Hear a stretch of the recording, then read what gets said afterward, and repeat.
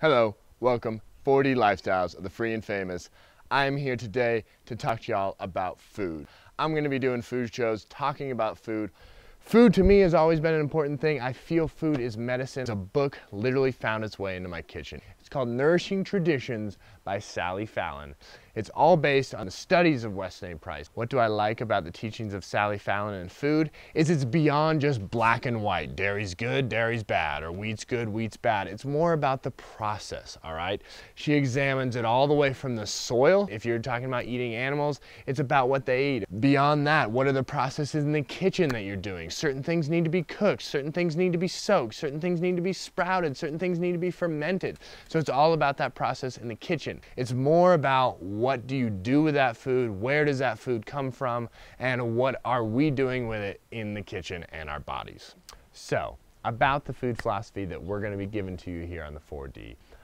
First things first, fats are very important. The fat that's been dogged on for the past so many years is saturated fat. Saturated fat actually is a good thing. It's a good, strong, stable fat. An example of a primarily saturated fat is butter, tropical oils like coconut oil or palm oil. Most animal fats are saturated, like lard. A unsaturated fat are most vegetable oils, all right? Vegetables are extremely fragile. There's an open door for those fats going rancid. So saturated fats are what you're looking for. Butter, if it's from pasture-raised animals, can actually be a superfood for you. Butter is a good thing. Whereas margarine, on the other hand, is highly rancid when you even get it in your tub, and then you go ahead and throw it in your pan, and you're just even more rancifying it. Get rid of the margarine. Get rid of the canola oil. Go with butter. Go with coconut oil, and life is going to be a lot better for you. The second main point I've gleaned from this book and Weston A. studies is nuts, grains, and beans. And this hit home for me because I was a vegetarian when I started reading this book. At bare minimum, you need to soak these nuts, grains, and beans for 12 to 24 hours with a whey or a lemon juice or something that will deactivate these anti-nutrients, the main one being phytic acid. And what do the anti-nutrients do? They actually block your body's ability to absorb all the beneficial vitamins and minerals that are in these beans, grains, and nuts. Beyond soaking them, you're way better off sprouting your beans, grains, and nuts, because that even opens up so many more possibilities for your bodies to absorb the content. Another key element to this food philosophy are bone broths. We've all heard when you're sick, eat chicken soup. All right, it's true, eat chicken soup, but the chicken soups that are processed in the cans are counterproductive for you. But a real, true bone broth made from bones from animals that are eating a good quality diet of grass or insects or beneficial things to their body. All these bone broths contain high amounts of vitamins and minerals, but also contain gelatin. Gelatin is very important for your body. It helps you digest.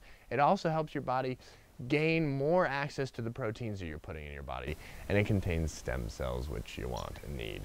So bone broths are a very, very good thing to institute into your diet. The other important element of food in the 4D is fungus, all right? This is outside of what's discussed in Nourishing Traditions, but fungus is extremely, extremely high in nutritional and medicinal properties. And the last biggest part that I've gleaned from this food philosophy is the importance of enzymes, all right? I heard about enzymes way back when I was exposed to raw foods. Raw foodists talk about how enzyme content in your food is very, very important to help your body digest the food you're putting in. If you're heating food wet past 118 degrees or dry past 150 degrees, you are killing off these vital enzymes that actually help your body digest the food. So, way back when I'm like, am I really gonna eat a diet of all raw food? That sounds pretty challenging. I like soups, I like cooked food, I like things cooked, all right? And finally, I found this book and I got the answer. Eat a lot of raw foods. And the times when you cook food, which is okay and great, and some foods actually need to be cooked, eat fermented foods with your cooked foods. And fermented foods are actually when we've cultivated these enzymes. So fermented food actually has a higher enzyme content than raw food. So if you're eating cooked food, have fermented food with it. All these traditional cultures, all their condiments were always a fermented thing. Ketchup originally was fermented, all right? Fish sauces originally fermented, sauerkrauts fermented, salsas fermented, chutneys fermented. So these fermented sides, these fermented condiments are actually assisting in the proper digestion of the food you're putting into your body so you can absorb it properly. You can eat all the healthy food you want, but if your body is unable to absorb it into it, what's the point?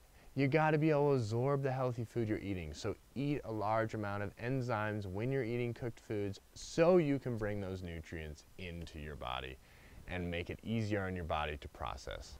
We're going to ferment our way into the future. The microorganisms are there to help save you.